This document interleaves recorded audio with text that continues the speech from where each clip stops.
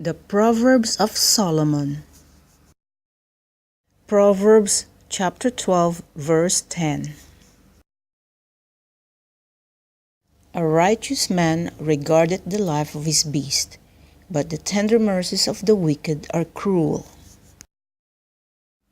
How well do you treat animals? It can be a measure of your character.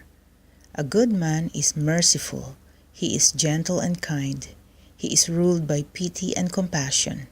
He will not be mean or hard, but the wicked are cruel. Even their kindness is harsh, for they lack the tender, gentle spirit of the righteous man, who is concerned even for animals. They are not kind and merciful. They are like their master the devil, a liar and murderer from the beginning. This proverb is not for PETA or people for the ethical treatment of animals. The lesson is not the care of animals, but the illustration of compassion. While the Lord ordained merciful care of animals, from the working ox to birds in the nest, He also gave man dominion over them to work them, wear their skins, sacrifice them, and eat them. A man may hunt honorably even today, but boyish torture of insects or animals is profane. The writer witnessed many Amish horse and buggies in northwestern Pennsylvania as a boy. The difference in men's character was visible by this proverb. Some horses were well fed and groomed, others were undernourished and neglected.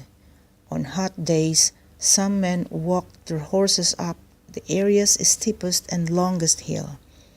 Others whipped them on, ignoring the temperature, grade, or speed, and these were often the more pitiful horses. The lesson is this: righteous men are tender, gentle, compassionate, and merciful, but the wicked are hard, harsh, inconsiderate, and cruel.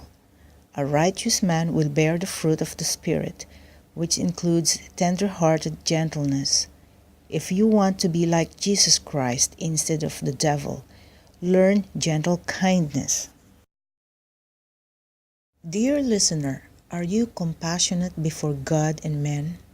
Here is how you can show your God and Father's character, who sends warm sunshine and nourishing rain on His enemies. The Lord, though great and dreadful in judgment, is a God full of compassion and tender mercies. His ordinance of the OT Sabbath included rest for working animals. How merciful! A righteous man is merciful to himself, animals, his wife, his children, his friends, and his enemies. He will not foolishly afflict, punish, or trouble them. He will rather pamper these same parties with kindness. He loves mercy, just like his Father in heaven loves mercy. But the wicked are perverse. Their tender mercies are cruel and harsh. They trouble their own souls and neglect their own flesh and blood. Balaam cruelly beat his ass. Judah's tender mercy to Joseph was to sell him. Adoni-Bezek had 70 kings without thumbs or big toes under his table. Nahash accepted surrender on terms of putting out all right eyes. Joab murdered Abner and Absalom in cold blood. Rehoboam scorned his own willing nation. Jezebel murdered Naboth for a mere vineyard. Pilate offered to chastise the innocent Lord before letting him go, and the Romans broke legs to end crucifixions. Righteous Job tenderly cared for his servants and the poor, but his wife cruelly stabbed him in his darkest hour of need.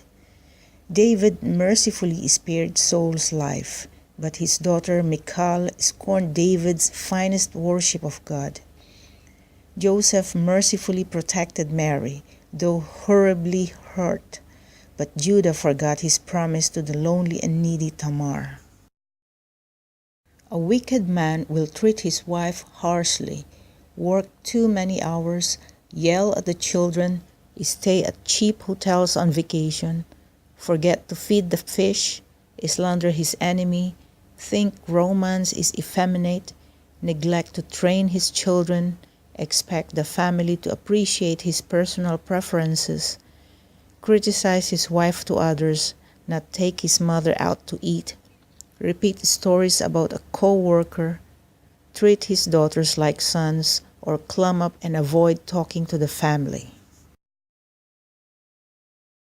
A wicked woman will presume she is better than her husband, gossip about the neighbor, criticize her mother-in-law, defraud her husband of daily sex, overprotect her sons from boyish activities, fret about things to get done, nag rather than punish the children, correct her husband often, worry too much about details, dote on the children to the neglect of her man, make the family eat a veggie pizza or beg for pity for her hard life. Let every melancholy, introverted masochist read these words. The merciful man doeth good to his own soul, but he that is cruel troubleth his own flesh. Your self-reflection and negative thoughts are wrong and destructive. They destroy you and those around you by your sullenness, withdrawal, bad attitude, critical outlook, or harsh words. How merciful is a quiet man who climbs up, the strong leader who yells frequently at home, the thoughtful man who remembers offenses and harbors bitterness, the funny man who laughs all the time and only thinks about himself, the zealous man who cannot forgive quickly and completely. These persons are not merciful at all. Mercy does not compromise God's standards. His law includes mercy, and you do not have the wisdom or right to modify His rules. Mercy compromises your standards, your opinions, your feelings, your habits, and your convenience for others. You will receive the mercy and compassion you give, so it is important you show kindness and gentleness to yourself and others. Tender words are not enough. You need bowels of compassion and their actions. The blessed Lord showed His tender mercies from hungry crowds to a single grieving widow, from an untouchable leper to a despairing Mary Magdalene. And He is compassionate and merciful to you every day, dear listener. If you are a child of the King, then show tender mercy to all, as does your gracious King. Show His grace in your life by reflecting it to all others.